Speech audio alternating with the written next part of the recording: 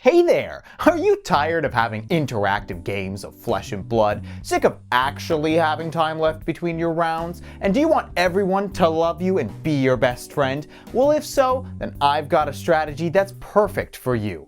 Fatigue.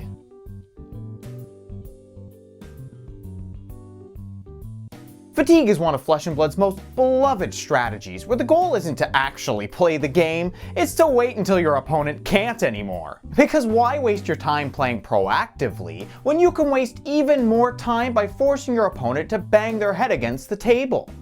Ow. Ow. Ow.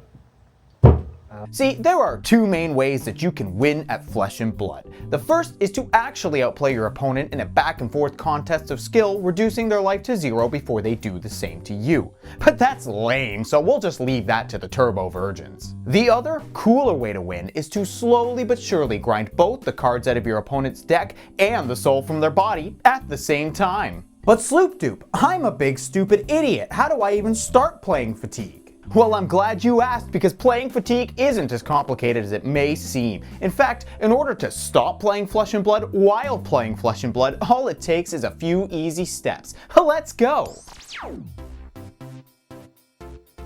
Before you even pick a hero, if you've decided that you want to play Fatigue, then step 1 is going to be giving up any and all hope of a pleasant afterlife. Regardless of religion, or lack thereof, if you choose to go down the Fatigue pathway, then you're for sure going to end up burning in hell. And while that might seem a bit extreme, that's the price you gotta pay for being so cool and awesome. So if you're okay with being a little sweaty for all of eternity, then you're ready to move on to step 2. Once you've accepted eternal damnation, step 2 is picking a deck. In order to properly fatigue an opponent, you need to make sure that you can do 3 things. Run them out of cards, stay alive long enough to do so, and then withstand all the friendship hugs afterwards. The most efficient way to run an opponent out of cards is to utilize weapons. Think Harmonized Kodachis, Decimator Great Axe, or any of the Guardian Hammers. All of these weapons require multiple cards to block, and so while you are just pitching cards and keeping them in your deck, your opponent has to give up multiple cards just to not take any damage. And while at first they'll just take the hits, after a few hours you'll get them low enough to where they'll have to give up both their precious cards and their will to live. But that brings us to the second part of fatiguing. How do you stay alive long enough to grind them out? Well, there's a couple ways that you can do this. First up is the obvious answer. Just run every defense reaction on God's green earth. After all, your opponent can't deal you damage if they can't hit you. And if that doesn't work, you can always play a card that absolutely no Flesh and Blood player has ever had a problem with ever. Count Your Blessings! This wonderful generic that has never upset even a single person ever can be run in any deck, and the more of them you play, the more life you'll gain. This means your opponent will have to spend more cards trying to kill you, helping you fatigue them even faster. And by even faster, I mean even slower. And once you've got both a way to run your opponent out of cards and a way to not die in the process, you're ready to move on to step 3. Now that you've got your deck and are ready to play some games, step 3 is pretty straightforward. All you have to do is dodge every one of your bad matchups, which means any and all combo or board state decks. Combo decks like Kano or Verdance are able to take advantage of your long-term game plan to set up a gigantic turn and blast your ass from outer space. That means those matchups are definitely a no-go. But even worse are the board state decks like Illusionist and Necromancer. Heroes like Prism with her Angels are...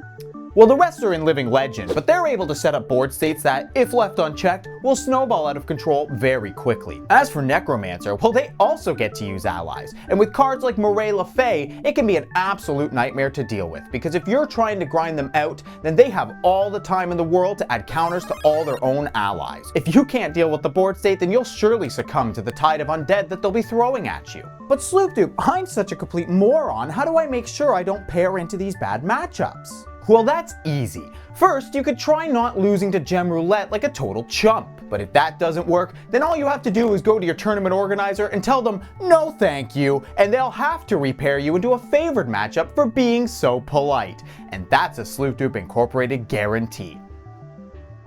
So, if you follow these 3 simple steps, then you should be ready to fatigue any and every Flesh and Blood player that you sit down across from. But to show you just how much fun everyone has playing against this super special awesome strategy, we're going to send Professor Ribbits here to an armory with a fatigue deck and interview his opponents afterwards so you can see just how much fun everyone has. But Sloopdoop, how can I possibly fatigue anyone when I'm just a big, dumb, stupid, ugly... Okay, who the fuck wrote this script? Wow, look who's the college dropout now. But no time to argue, it's time to get your ass down to the armory so we can get those interviews. So how was that fatigue game?